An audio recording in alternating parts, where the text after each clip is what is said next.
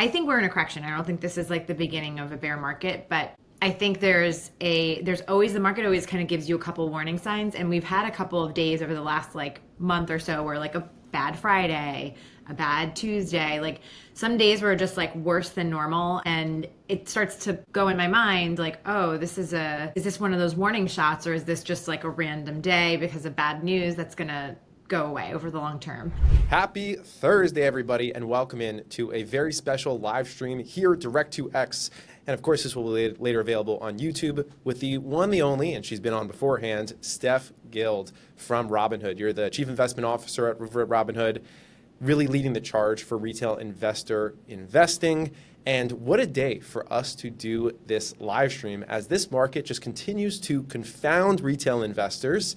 And so let's get right into it. We've had almost a 5% swing today in QQQ, moving from 2.3% up to almost over 2% down, I believe, at this point. And SPY's been all over the place. The market thought that Nvidia had saved the world, but it turns out maybe it hasn't. Bitcoin's almost back at 85. So you're in the midst of this. You're managing over $1 billion, and congrats on the rapid rise in that AUM number of funds over at Robinhood Strategies. And so you have to have your finger on the pulse at all times. So welcome to the show. Let's get right into things, and let's talk about this market and how you are approaching it. Yeah, so starting back in October, we started getting, like, as it relates to Robinhood Strategies and the money that we are managing, starting back in October, we started getting a little just nervous about valuations. And I know some people say that valuations don't matter, but I feel like I have been investing too long to truly believe that. And so we started reducing some of the things that we had, made money in, and started allocating more to places like healthcare. And we also had a little allocation to T-bills. And then last week, just to give you like the play-by-play, I've spent a lot of time like looking back at history, and obviously having felt it over the years. I think the market oftentimes before a correction, and I think we're in a correction. I don't think this is like the beginning of a bear market, but I think the market always kind of gives you a couple warning signs. And we've had a couple of days over the last like month or so where like a bad Friday, a bad Tuesday, like some days were just like worse than normal. And it starts to go in my mind like, oh, is this one of those warning shots, or is this just like a random day because of bad news that's going to go away over the long term? And while we're investing for the long term, you want to try to protect capital if you have a feeling about something. So I remember there was like over a week ago, there was one day where I said, oh, this kind of feels like the third warning shot. I'm not going to wait for any more. And we did we took more profits and put some money into T-bills. So look, we are still invested, and we still have allocations to things. Walmart's actually not having a terrible day today. So, but there's, I do feel like this will be a proper correction, which, over the years, like every 12 to 18 months, and the last one we had was sort of like July of 2024. So it's not crazy to have one. And that's why I think like, it's not bad to have dry powder for times like this. Yeah, I think that makes a lot of sense. So let's take a look for a second here. Robinhood Strategies, for those that aren't familiar, right inside of Robinhood, people can have their own picks, and then they can choose to have Robinhood allocated, and they can pick from a series of different options as to how risky they want to be, if they want to have low risk, how long term they're investing for, all these different types of pieces that you take into account. So let's talk about the more risky portfolios for a minute here, kind of highest risk and second highest risk. What did those look like by allocation a month ago, and what do they look like now, and what do you think they'll look like in a month from now? We've been talking about it a lot. So right now, and I'm looking at it while we're talking. Right now, we've got about 15% international equities. The rest is all U.S. equities. This is the most risky. The allocation to T-bills is around 6.5%, which is it's not going to be hugely protective, but it's Sure. something, and it gives you like a 5% plus allocate ability to put money to work, because this is meant to be the most risky and kind of for the longest time horizon. For the next risky down, it's about 15% in T-bills, and it gives us some room there.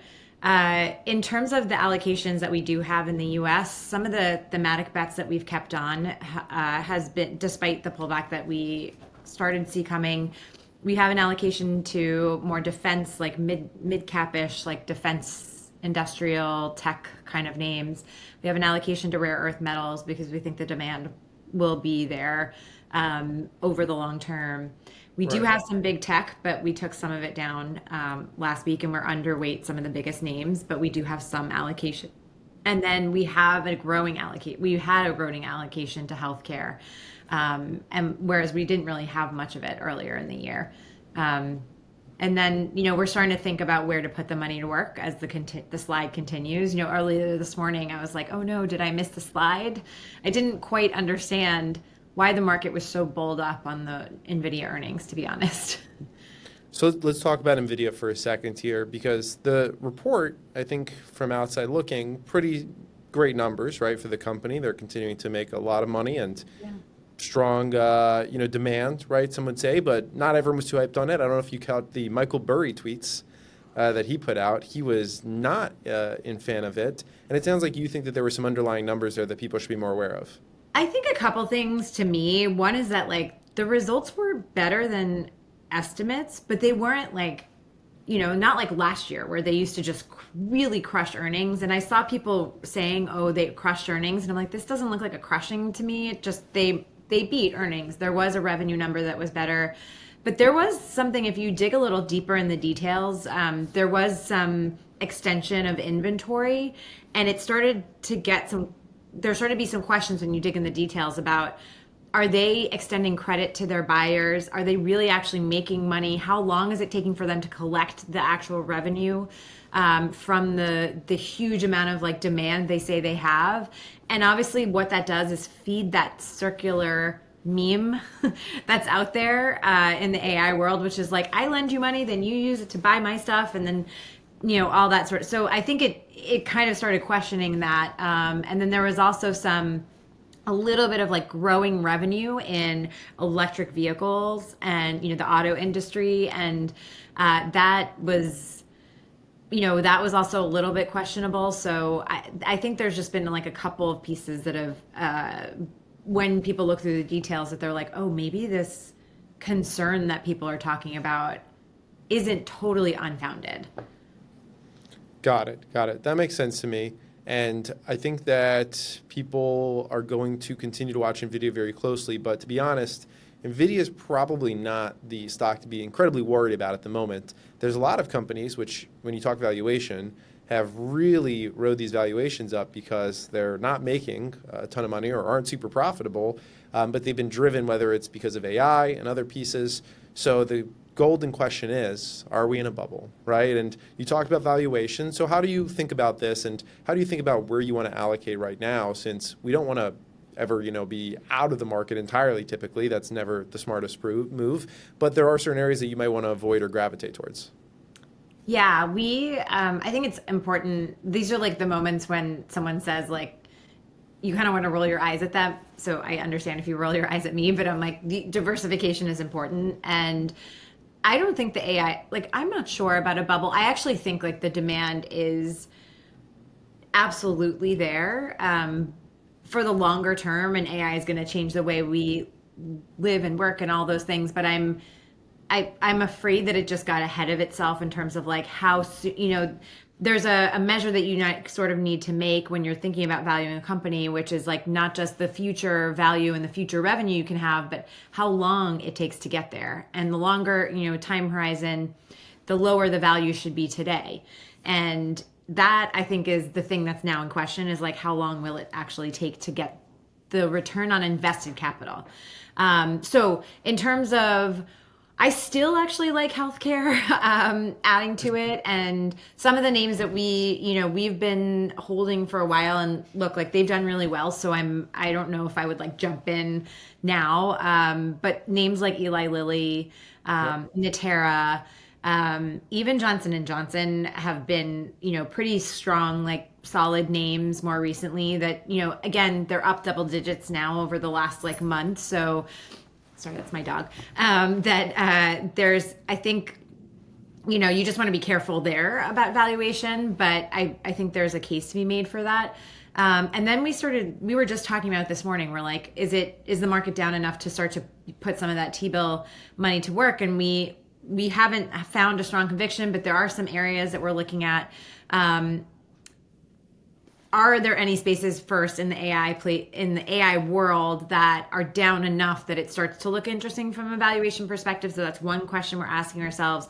Another one is like, or should we play it safe and look at like some sort of lower beta consumer name that maybe should start to go like do better than it has. And you look at like Home Depot did not have good like earnings this week, and so they're down a lot, but it's not a name that I hate, and so that's just some examples. TJ Maxx had a good report, and they kind of play on the consumer doesn't have to be that strong for them to do well. So again, I'm bringing up some other areas on purpose because I don't know what will happen, and I don't know if anyone is smart enough to know exactly what will happen day to day.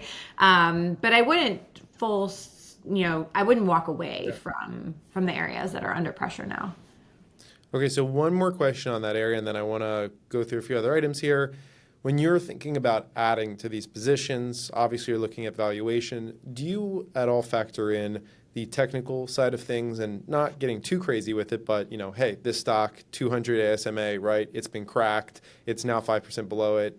We retested it once and it failed. Maybe not a great ad. I'm just curious if you think about that. Yeah, we do. I mean, you might end up saying, I really like this name and it's down a lot, but then you want to look at the technicals and say, like, is it still are the technicals showing me that it's going to continue on this downtrend and we actually haven't seen the bottom? Equally, if there's a name that kind of comes up in some of our screens that shows that it's up a lot, but now it's like hitting this resistance level, or it started to fall, and maybe it's sitting on the 50-day. I noticed actually earlier in the week, it was actually while I was on CNBC, I was like, I was there at the New York Stock Exchange and I'm watching the S&P and I see it was sitting on the 50-day and then it just broke through. So that to me that was like a bearish sign for me, which is why I was so confused about this morning. And now it's changed.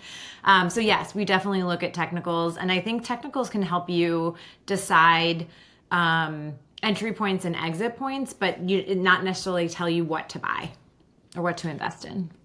Yeah, it was a good point on SPY. It was a bit of a rough give up of the 50-day after reclaiming it very briefly and then just basically flushing from there. Now we're the furthest we've been below the 50-day in quite a while on the market, and then everyone starts looking at the 200. So that makes sense.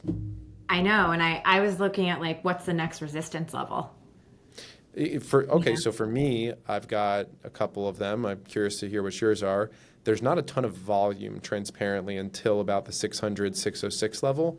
I think that there's pretty low volume through that area, and that's just because we didn't spend a lot of time chopping there. We essentially moved back up. You have your 200 EMA at 626 that I watch. You have your 200 SMA at 615. So for me, those are really the three next areas, but it is a bit of a gap for me between 626 to 655. I don't have a ton of resistance to go off of there or support. Yeah, I was kind of like drawing a line across, like actually 6,500 kind of seemed to be like a resistance level. You can see it like in, what time is that? Like Okay, October 10th, yeah. you can see it like touching that and kind of going back up. So that's the level I was 17th. watching. Yeah. And then below that, to your point, it's lower. Yeah. I mean, that's basically the end of the volume shelf right now. And I really like looking at these. And I don't know if you look at them in a similar way, but I like to see kind of that histogram on the side. And you have a lot of volume right now between about 656 to 665. There's about $500 million worth the volume right there, specifically on SPY. Obviously, there's other stuff. What's really interesting to me is speaking of volume, today is, I believe, our largest volume day on SPY since April 10th, which was essentially where we really started to come back out of that bottom. How much do you pay attention to volume? I do when I'm looking at technicals, because I think one thing, we had Hood Summit. You were there in September, and one of the guys we've had the last 2 years, he's a technical analyst, and he says, like, he looks for just a couple things. One is like, moving average. He looks at like two things, moving averages, and then he says, he created something called the Brobdingnagian base. This is called John Roque is the guy I'm talking about. He said if you're a base and breakout, if you see a base and breakout and it's on volume, that's like where that's when he looks at volume. Got it. Yeah, that makes sense. So to kind of go back a little bit, just talking about targets here. So you had an original 2025 S&P target of 6,500, and that got hit in December, so congrats. And now I'm sure people want to know what the next target is here, the updates, right? The 2026 targets. And so let's talk a little bit about that. Yeah. So as you said, my target was 6,500. I didn't really officially change it, even though we breached it in September, like started breaching it in September, because I kept feeling like there was going to be some like mini shakeout that like could prevent us from ending the year much higher than that. But I was like, look, if I'm wrong and like I'm looking at technicals and stuff, like I could, see us, and thinking about valuation, I could see us getting to 6,900. So that's like where I was like, okay, if I'm wrong about a shakeout, then that's where we could be. I started looking ahead to next year, and I haven't officially like put anything out. I will write an outlook for 2026 later in the year, but I started doing some work on valuation and earnings growth. Look, broad consensus as of a couple days ago was that earnings expectations for S&P 500 in aggregate was 14% for next year, and an earnings growth of 14% for the year after that. That historically speaking is high to have 2 years in a row of double digits after 2 years in a row of double digits. It doesn't mean it's not possible. It just means that it's unlikely. And so I was worried. I was just worried about like, okay, so even if I can say yes, that's what earnings growth are going to be, how do I even get like, and then what multiple am I applying to that? Like what valuation metrics? So to give everybody listening a sense, like valuations have been trading around 20 to 23 times, depending on the point in the market that you're looking at. That is also really high compared to history, but let's say we can apply a 21 times. I was like, okay, how do I get there? I could say that you get this multiple expansion, because right now, or at least as of a couple days ago, the 14% earnings growth in 2027 was getting us to a 19 times multiple. So if you say, okay, how do I get to multiple expansion? Maybe that happens because interest rates come down. If I get to 21 times, it was getting me to around this is a long explanation, sorry. It was getting me to 7,300 on the S&P at most. Okay. That's not something to scoff at, but it wasn't double digit returns either at the time that I did this analysis. So I have to kind of see how this goes over the next, week or so. But it was another story in data that was showing me that like a lot of good stuff is already expected. And when that happens, you just got to walk cautiously. How do you factor in a couple of things here? One, there's going to be a new Fed chairman, right, at some point next year, most likely. I suppose we can't say for sure. No, but most likely definitely, because Powell's time is over. Yes, yeah. So new Fed chairman coming in, and you've kind of got a lot of things happening with Fed policy and labor market. So for later this year right now, I'd have to take a look at what the odds are. Let's take a look real quick. Fed Watch, what are the odds of another rate cut? What would you put the odds at off the top of your head? Today's job data from September was relatively stronger. So I think the Fed is dealing with two different aspects. And I've used this word dispersion. So there's two economies. I do believe in that quote unquote like K economy, which is like the people who are very wealthy are doing really well and everybody else is not doing as well. And I think that puts the Fed in a difficult spot because who should they anchor monetary policy on? Should they anchor monetary policy on the fact that like there's a faction of the US that's doing incredibly well in the tech space and related areas? Or should they care about the everyday person that's still like struggling to pay their healthcare bills, which is so I'm that's where I think actually, and this happened once before in history in Europe post 2008. They have one currency, as we know, the euro, and one interest rate policy from the European, I forget, ECB, European Commission Bank something. It's probably in French. But the ECB decides one monetary policy, meaning one interest rate for all those countries. And at the time, Germany was doing great, and Spain and Greece were not. So that, again, it's like that same sort of thing, like who do we care most about? And with the jobs data, it wasn't weak. They're not going to put out the October data, apparently, and we'll get November data after. I didn't want the October data anyway, Yeah. But I was like, why aren't they putting it out? What's in there? Want us to see. But the December, the data won't come out until after the Fed goes. So right.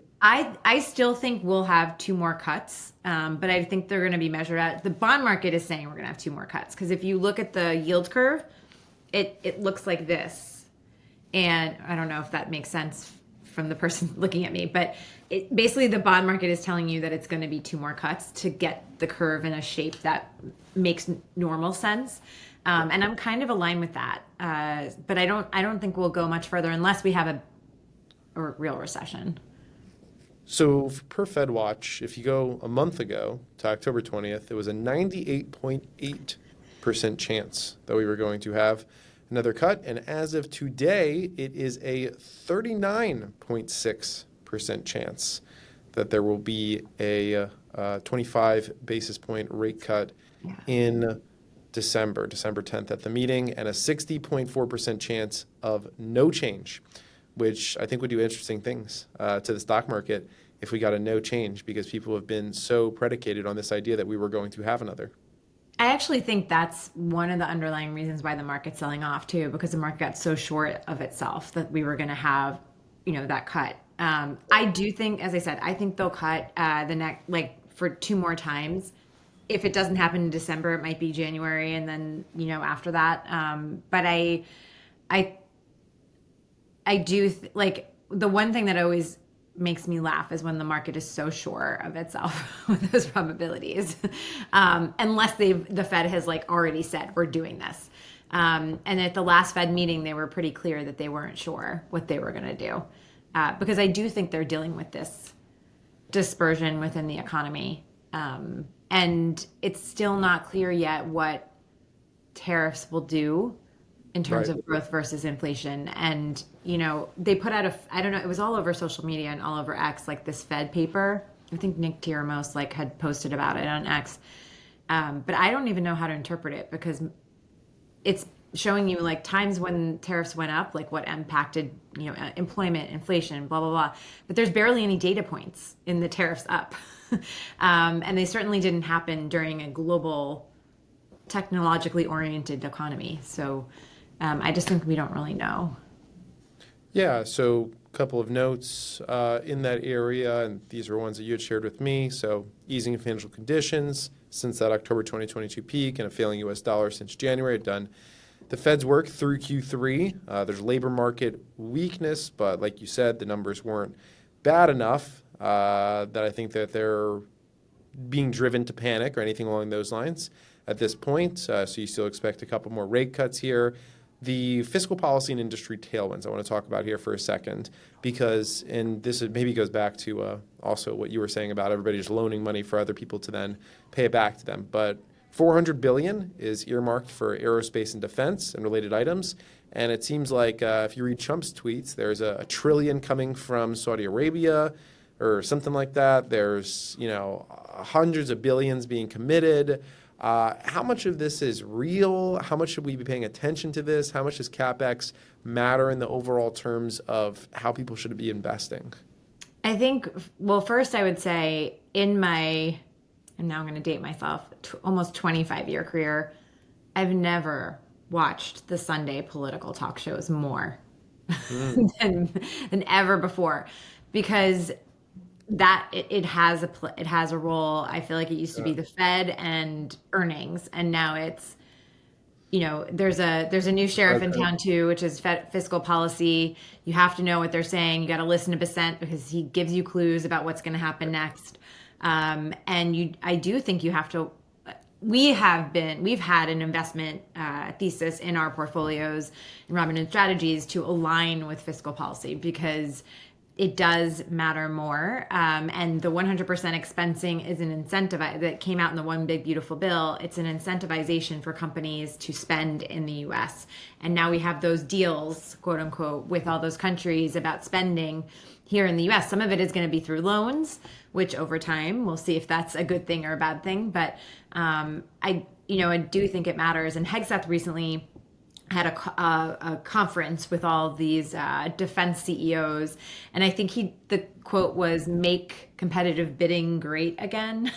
And I think it's just, yes, we're going to be competitive. We're not necessarily going to go with the two biggest defense firms now. We want to expand our technology. They were very focused on buying more drones and having them made from learnings, in the Ukraine Russia conflict. And I do think it's important because I think CEOs, many of them are looking to align themselves with the administration so that they can continue to grow in their business. We look at that, like we see, especially in the pharmaceutical space, like the places they seem to be most focused on, like who's committing to putting money in, because truthfully, like our administration likes to make those statements too. So if they can make those statements, then the company is on their good side. Got it. Yeah, that makes sense. And I would understand why someone would want to stay in touch with fiscal policy and also why the CEOs would want to get close to this administration. Both things seem to make a lot of sense there. The other You hit thing on I would here. say is, Yeah. sorry to interrupt you, but in Nvidia earnings, there was a little note about the U.S. has approved, the sale of our chips here and there, and I'm like, would you have ever thought to hear something like that 10 years ago, that the U.S. government approved a company to do business somewhere? Yeah, it's taking a bit of a different role than it used to. And speaking of which, there's also the tariffs, and there's, in addition to the tariffs, the U.S. taking literal stakes inside of U.S. Yeah. companies, which I'd love to hear your thoughts on. Intel, they've taken a 10% stake in Intel, and they have a cut of the Nvidia and AMD's revenue from chips sold in China, which I don't know what Nvidia is exactly doing with China right now, so we'll figure that out.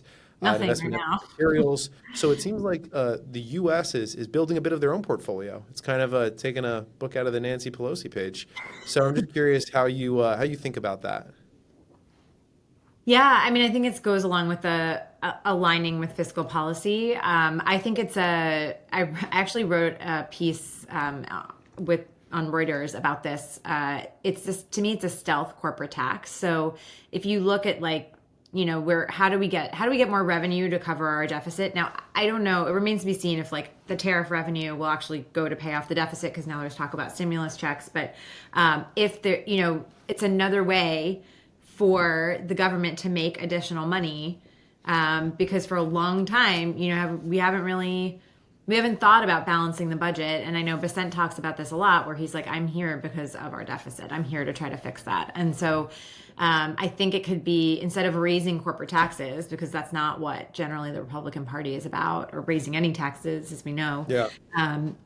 It's a way to sort of tax, but do it in a different way. So if they can make some money, and our president is a deal maker. I think I think he loves it. So I think it's just another way to feel like he made money.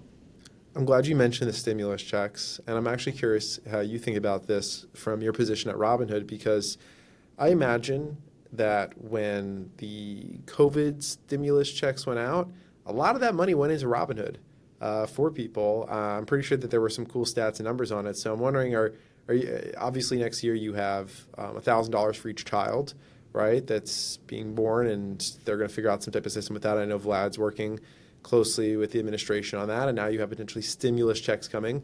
Do you think you could see a lot of retail investors creating new accounts and using the money for investing in pieces like that? It's possible. I think it happened more so during COVID because some people just, there were people who needed the money, and then there were some people who didn't need the money and used it to invest. I think so there's two aspects of it. Obviously, like, you know, it's almost a socialist thing for the government to, you know, collect tariffs, collect taxes, and then give it back to its people, spread that across. But we know what the stimulus checks did to our inflation, along with, you know, obviously a shutdown of supply across the world because of COVID. So I think the Right. combination of those two things created a lot of inflation, and it worries me longer term that, like, one, our deficit doesn't get paid down, which I think is so important, to be a big player in the global stage and not be dependent on so much, you know, needing Is to it even raise cash. possible at this point? Like, what is the national deficit up to? National It's deficit. over 2 trillion. Um, it's like Yeah, 120. Yeah, our yeah. debt They is ran they ran a deficit of 1.8 trillion is what I'm seeing from Deficit Tracker in 2025. yeah. Maybe it's probably over two now, like you're saying. So yeah, I mean, It's 2021 was insane, right? Like we it talked it about that. totally blew it out. Like, and obviously the spending is reined in relative to that, but the biggest issue is Social Wow. Security, and Medicare and Medicaid. Like, those systems weren't set up for the current age. I remember a while ago, Elon Musk, when he was still at Doge, like, put up a thing being like, look how much money Social Security paid out and this year compared to this year. And it was like 2019 compared to like 2024. And I was like, Yeah. because Social Security literally goes up with CPI. What kind of CPI do we have over that time period? It's not, you know, and to me, I never want to take money away. Like, my parents collect it. I don't want to take money away from the current people who get it. But I think for the future, we have to change. That to me is the solution, is that, like, you if you fix that problem, you have something. Like, I don't think I'm going to get it when I'm older. um, Okay. but So you know, do you think it's just end the program is kind of the piece there? for some certain age group, maybe it's in conjunction with, you know, the Trump accounts that we're getting set up with the one big beautiful bill. Like, maybe there's something where, like, okay, if you're born after this year or before this year, like, you get this money, and the rest of it is going to older people. There's got to be some solution, because I that's the biggest spending we have. Like, 60% of the spending goes to that. Wow. I didn't realize that 2025 was almost second. It looks like it was 2021 for largest deficit, and then 2024 and 2025 is probably going to pass 2024. And so this will be the second to 2021, which just I mean, over the last 5 years, which just feels pretty crazy.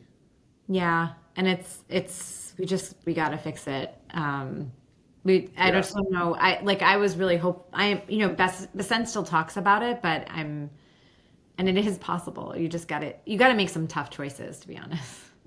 Yeah. Our, Yeah. our And Congress is frozen. best to make those tough choices, I assume, after midterms. Yeah. Yeah. Yeah. The thought process. You ask Vicente about it right now, you're not going to get a straight answer. So doubling back for a second here, back to Robinhood Strategies, 1.1 billion, which congrats on passing that B mark. That's awesome. And talked about some of the Really, positioning. Yeah, we feel talked about some really of the. grateful What do for you our think? customers. I said feel really grateful for our customers. Yeah, I think that they feel the same way back to y'all. And I'm sure a lot of people who, wouldn't have maybe trimmed their portfolios are happy that they are utilizing it. And now I'm sure the ones that aren't even in the most risky, right? Like the ones that were maybe second or third most, maybe they were moved 10 to 15%, right, into T-bills and stuff like this. And they're like, wow, thank God, right, on some of those pieces. And they're still up, I assume, pretty nice since the program started, probably over, somewhere between 10 to 14%, right, at this time period. And now they want to protect those gains. So I think that that's awesome. We talked about some of the allocation, cheaper tech and software stocks, some of the large cap tech. You mentioned a lot of the names that are just probably top 10, a lot of these portfolios, Eli Lilly, NTRA, right, J&J, some of these other pieces. I think defense, regional banks playing a heavy role within there as well. So I'm just curious, maybe you can kind of look back. The product has now been out since right at the start of April, which was got to be a super fun time to have launched it. It was like, yeah, it reminded me of like the time then you appreciate your advisor the most when times like these. Yeah, exactly. And so kind of looking back, it's been several months. What are the most interesting things to you about it? What are you like, because you kind of added like, you were already at the company, but you added a lot to your plate, right? And I'm just curious like what you think about it and how you want retail to see it and how does this continue to evolve next year? So just by way of background, I spent over 20 years at JP Morgan. 10 of those were in the asset management business where I was working with institutions, mostly in the US equity space, and then 11 years in the private bank working with high net worth and ultra high net worth customers of that business. And always kind of working in the investment side and working closely with clients. And there I just saw like how, just the ideas you get, the care that you get taken, given everything from like actively managed portfolios to thematic ideas to at the end of every year, kind of a customized approach to tax loss harvesting. Like, let's look through everything. I would talk to people's accountants for them. And so I thought like in that experience, how can I bring that in a way that uses technology and still keeps its cost really reasonable the same way other robo-advisors are doing it? And that's what we've infused in everything. We leave messages for you. I'm crafting one soon just because the markets have been selling off. So, just kind of showing you that we have your back in every way. And we've rolled out a couple of features. One is like robust performance or return reporting, and we actually just rolled out tax loss harvesting too, but It's in that customized way that I used to do with my clients, which is like, but we kept it such that like if you don't want to deal with it and you just want us to take care of it, we can. But if you want to look at what your gains and losses are and like kind of be part of like how much you want to take, knowing what because we know like not everyone has all their money at Robinhood, so I just want to be able to give them a window into it if they want it. And I think what will come will be more strategy types, like more ways to invest, more account types. I want to make sure that we can get to everybody and give everybody what they want and leave the power in there. One thing that we wondered about, I would tell you, like one of the surprising things is that we had some people on the team had a thesis that like people wanted to be able to restrict certain names because they had opinions about it. But a very small number of people actually restrict stocks in their portfolio. So that was kind of like a learning for some people on the team where it's like, truly, if someone's giving you the money to manage, they're like, you do it, you pick the best. So it's only been like a few hundred people that have actually restricted any individual name. That is really thousands. How are you choosing? Because you're selling the stock, replacing it with something similar, right? Doing the wash sale, and then going back into the stock. What's your process right now for kind of choosing what their replacement is? Right now, we're just putting them into a broad-based index, and for the 30 days, and then we'll put them back. And we have some back-end logic that, if they need to take a withdrawal, we try not to cause wash sales. Although we can't guarantee it. If they put money in, we try not to cause wash sale. Like, again, we're just trying to be really careful about keeping that time pristine. And if you have both an IRA and a taxable account with us, something some people don't know is that if you take losses in your taxable account and then you go and buy that same security in your IRA, you've now created a wash sale for yourself, even though in the IRA account, there's like no tax impact from buys and sells. So if you have a managed IRA with us as well, then we actually try to freeze that for the time period that we are waiting for the 31 days to pass or 30 days to pass. Got it. That makes sense. Yeah, really interesting stuff. I encourage people to check it out. And then obviously, if they want to know what your view on how somebody should be allocating investing, your thoughts for 2026 are, it's really going to be reflected in these portfolios kind of in real time for people to see, which is awesome. And so then kind of just to move to some wrap up here, as we look forward, you talked about it, you said, hey, we're not moving to like heavy cash at this point, right? Some valuations are overextended, but there's still opportunity in this market, right? Some of the ones that are less extended, healthcare pieces like that. And I kind of said it before we started talking. I think people compare this. They say, is this April of 2025 or is this January of 2022? And so where do you think, kind of if you look at those as a scale, we fall in terms of how retail investors should continue to approach this? And then as they try to formulate their opinions around that, you mentioned some of the data, right? Fiscal data, other pieces. What data do you think they should continue to stay in the loop with? And how do you think that they should get it? All good questions. So I would say we're in neither time period. I don't think this is April. And what I think this is more like is the reasons behind it are different, but very end of July, early August of last year, we had like an almost 10% correction in a short period of time. I think this is going to drag on for a little longer, but I think that's like kind of the thing that we're in. Sentiment got too high. Sentiment's going to recalibrate, and you have to wait for sentiment to recalibrate. I think once you start, like there's been a lot of people who are very bullish and you need to sort of shake that out. So like some of the, I kind of meant, we were on CNBC. I was on CNBC the other day. I was the only one who was like, I'm not sure. I'm really worried. And the other two people were like, it's going to be fine. It's great. I think Nvidia is going to drive the market higher. I'm like, I don't really.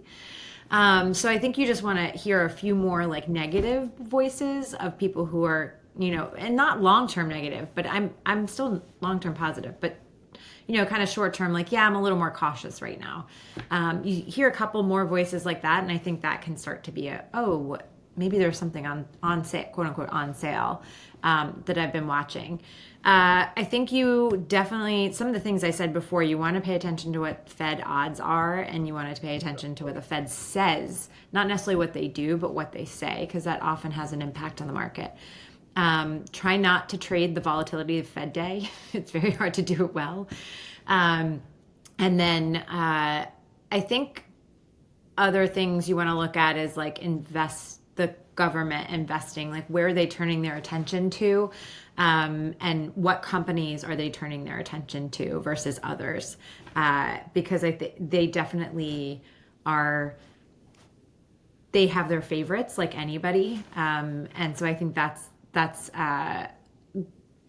will come through. This is all in the short term. In the longer term, one thing I'm really positive about is how much CapEx has been growing here over the last few years. And if you can get to the point where sales growth starts to, because actually it's been negative, CapEx growth has been higher than sales growth, and the expectation of that is to continue. But if you start seeing a ramp in sales, even if it's not coming through on earnings, when we're in earnings season, which will next kick off mid-Jan, I think that's super interesting because that means that the money people have been spending is coming back in returns. So if you can look through some data like that, if you have access, I think that's key. I love it. I think that's really, I appreciate the comparison, like saying, hey, it's neither of those. It's more like this, and giving some areas there. I agree. It's always good to have a little bit of Dow crunch in. We're hitting probably extreme fear today. If you look at fear and greed, right, things like that aren't necessarily always bad for the market. At one point today, we were 2% from all-time highs in the stock market. Now we're 7% or, so whatever it is. Another time period you could look at is December 2018. That was a bear market, actually. That's very what I was short going to one. say, because I remember that one. That was when I was at like, Goldman. That was an interesting time. That was a bear market because it also happened like holiday week where no one was around. Oh, yeah. It was the last day before Christmas was when we bottomed. And then we came back right afterwards. The Dow was down 1,000 points that day, right? Yeah, it was wild. I think that was more like a liquidity thing. Like I think the market wanted to sell off and then it was like sold off into nothing because no one was around. But it came back pretty quickly. And that was also after the second longest government shutdown. Yes, it's true. I remember that Black Friday. That was an interesting time. Really interesting markets. Yeah. I was the only senior one on the desk and I was like, it was crazy. It was me and all of the first, second, and third year analysts. Yeah, guys like me just being like, all right, what are we doing? Uh, yeah, no, that's totally fair. Okay, super fun. We covered a ton in here. For anybody that joined late, this live stream will turn into a recording. Once we're done, we're also going to have this posted to YouTube. We covered thoughts on this market right now, where we believe it's going next year. A lot of great insights from Steph on what's happening behind the scenes with Robinhood Strategies and the $1 billion plus of customer funds that have been invested there, which is awesome to see. That just continues to rise. We talked a little bit about interest rates, policy, and other items, the upcoming Fed meeting. I think we covered a great amount here. Steph, is there any last message that you would like to leave with retail investors as we wrap this one up? I would just say that soft markets happen, and don't lose hope. Like, really, for the money that you have that can be longer term, like, don't let fear take over the wheel. Yeah, I would agree with that. You really don't want to make fear-driven decisions. Time in the market can solve many, many, many concerns, and if you have it, use it is my advice. So thank you so much, Steph, for coming on. Great to have you again on these shows. We have some upcoming sessions as well with Abhishek and Johan that I'm looking forward to. So we'll have the whole crew involved. And thank you again for being a part of this. You. Awesome. Take care, everybody. We will be back. I'm actually going to be back on live stream in about an hour. So I'll see you all then. And then there's, of course, spaces running at all times for anybody that wants to join in. So plenty of insights to be had. And again, we will have this up kind of edited. We'll cut out some shorts and pieces for everybody to view as well. So take care, everybody. I hope you enjoyed.